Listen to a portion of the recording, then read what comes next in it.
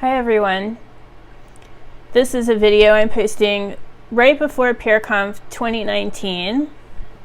I've been planning to do some videos, and yesterday I saw a tweet that I feel is part of a very important discussion for pairing, and it's from Taylor Alexis.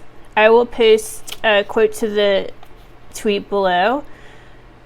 A bit of context: I'm in a bit of a rush today, and I have a bunch of stickies, set up some lights, etc. So bear with me.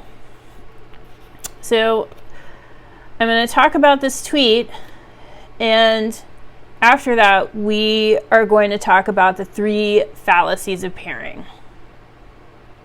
So I think we talk so much about selling pairing and how to get people to pair more and why people should pair. On the other hand, there are plenty of people who strongly dislike pairing for good reasons, and we also never really explore the fallacies of pairing. That is, situations in which something is off. If we never look at these, how are we ever going to fix them or address them? So today I'm going to give you my take on this tweet, and then I'm going to talk about these 3 fallacies because I think they are just so important for people who love pairing to understand. So the tweet yesterday, I saw it yesterday. I don't know. I think this has been floating around for a couple of days. It did have quite a lot of retweets and likes and stuff like that, and I can see why. So Taylor Alexis says about pairing: am I the only one who hates pair programming interviews? I literally cannot operate with someone staring at me while I'm thinking about how to approach a coding solution. And I tweeted back. But first I want to say, if Taylor Alexis watches this, you're so justified, and I'm sorry that things have happened that have made you feel this way, and I hope that you can get the impression that I think you are in a failed pairing situation. And a lot of places do interviews like this, and they don't stop to think about the damage that they're doing, which we'll talk about today. But my response to the tweet was, I'm a pairing expert. I organized PearConf. Get your ticket. I hate these too. They're misnamed as pairing. There's no pair here. There's just someone watching and judging you. Bonus fail. It's an easy way to spread biases. I've done these pairing interviews. I've been part of these pairing interviews, and I have to say, I don't know that we can call them pairing interviews. You can call it a coding interview, but for pairing to be pairing, it has to be two people coming together to solve a problem, who trust each other, and the goal is to solve the problem. If your goal is to assess someone's performance for a job interview, then that is not a situation where you're collaborating to solve a problem. And you might think that you're real nice when you do these coding interviews, but I'm sorry, honey, no. It's if you're judging someone on their performance pairing with you, this is not a pair programming situation. This is a coding interview situation. So I'm going to talk about some fallacies of pair programming. And the first one that I want to talk about is directly about this coding interview situation. The first fallacy is surveillance. Do you want people actually working together, or is it just that you want to watch them? So you might have an honest intention with, saying that your coding interviews are pairing. I get that. It's, I don't want to sit here and blame people who are just like, we're so busy. There are plenty of reasons why maybe you weren't able to think this all the way through. And to be fair, our industry has done a terrible job of talking about like the differences here. So let's clarify this. Let's get into this. So surveillance.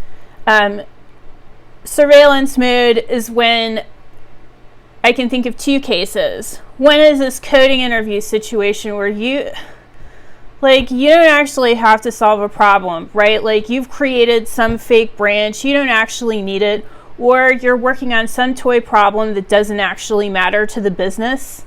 That is surveillance. That is not pair programming. Number two, this is the this is the worst situation that I doubt very many people watching this would ever intentionally do, but it does happen.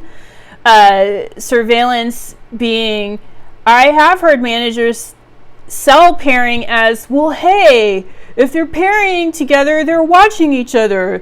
They're going to call each other out when they're looking at their phone. And to a certain extent, accountability is a good thing, but setting people up to collaborate just because you want them watching each other, that is kind of whack. And I'm not going to buy it as pair programming. I'm going to say that is surveillance, and that's a fallacy. So this is one category of fallacy. I'm talking about 3 today. The second fallacy is codependence. So codependence being, you don't have two people who are just like, hey, let's work together on this problem. You have one person who is kind of positioned as this savior type, and then you have the other person who's positioned as this person who needs to be saved. Oh my God, I don't know what I'm doing. I have no idea. Can you show me? Like, I've been this person. This is why I'm doing this.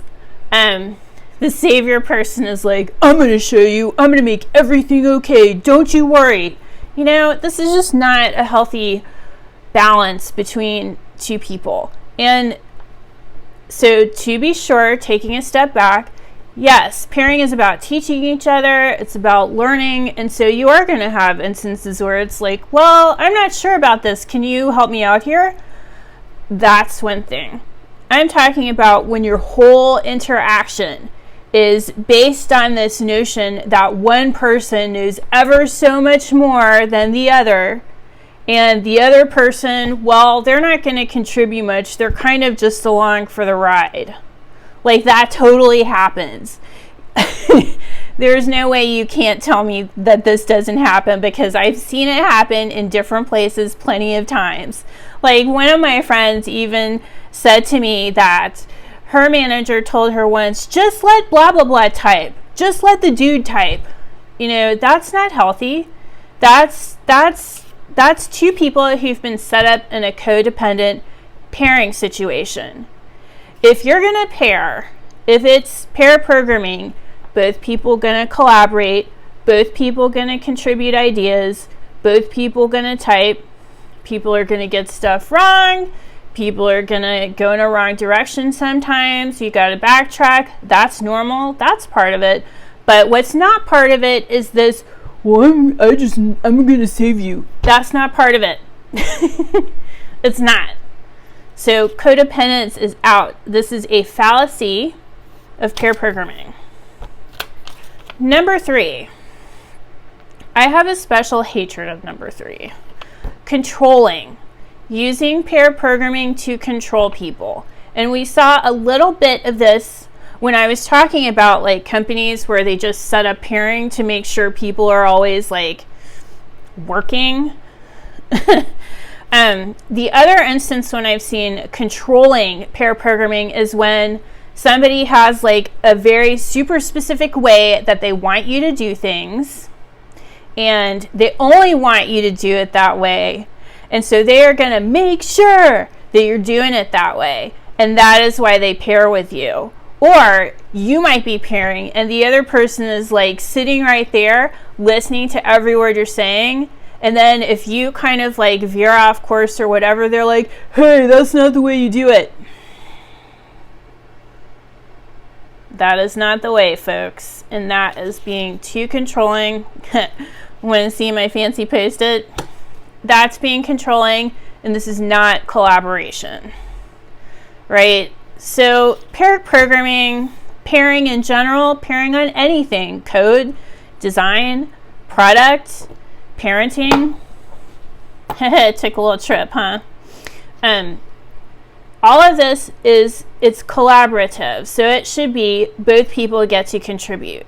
You both get to share some ideas, do some typing. It's not set up as this like power imbalance. Somebody knows so much more. Somebody's going to do all the typing.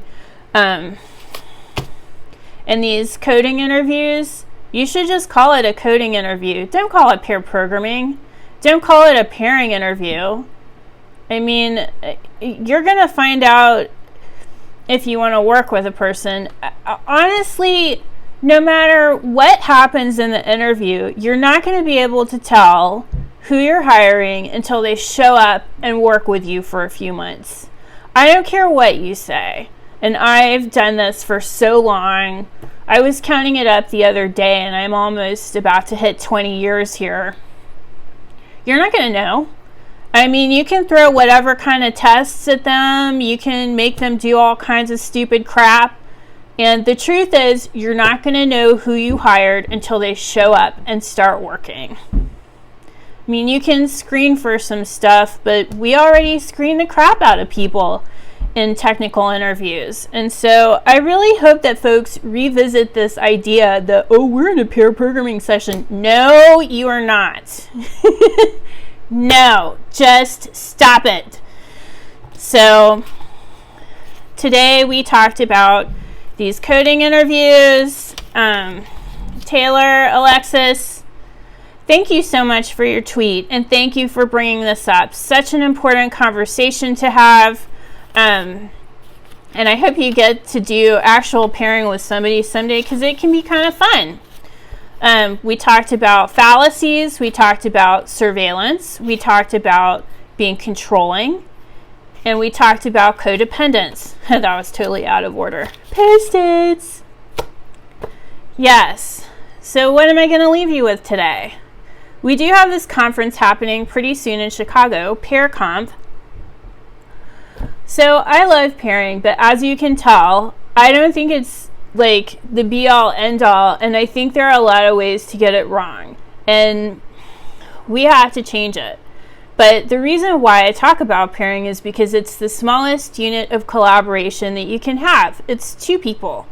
So, you know, come to PairConf. We have individual prices. If your company doesn't want to pay, then you can just pay for yourself. And I hope to see you all there. Thanks for hanging in there with me. If you like my lipstick, it's MAC. The shade is called Breathing Fire, because that's what I do every flippin' day in tech, and I'm sure you do too. Have a great day. Bye.